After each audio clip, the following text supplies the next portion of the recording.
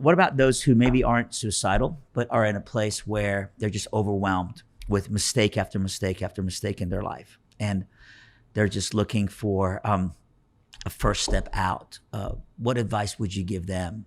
Well, I think partly what you do under those circumstances is you do a little bit of meditation, and you decide first that you want your life to be better.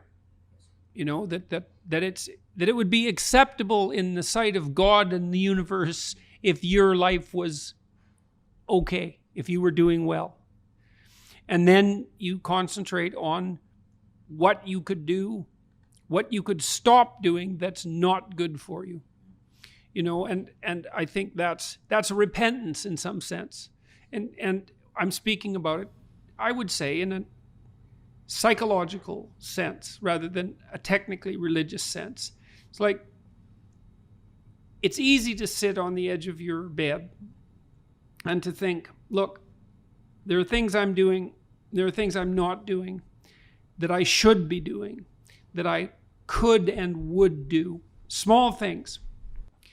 You don't want to get grandiose, but you can start to improve your life incrementally by eliminating those things that are self-evidently making you bitter and miserable.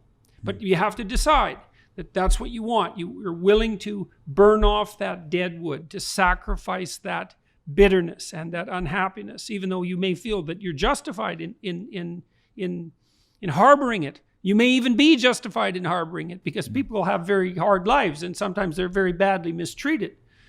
But you need to think, it's okay if things improve. And it would be worthwhile for me to start to abandon you could say my sin, my failure to make the mark, right? My failure to take proper aim, but to abandon those things that I'm doing that I know to be harmful to myself.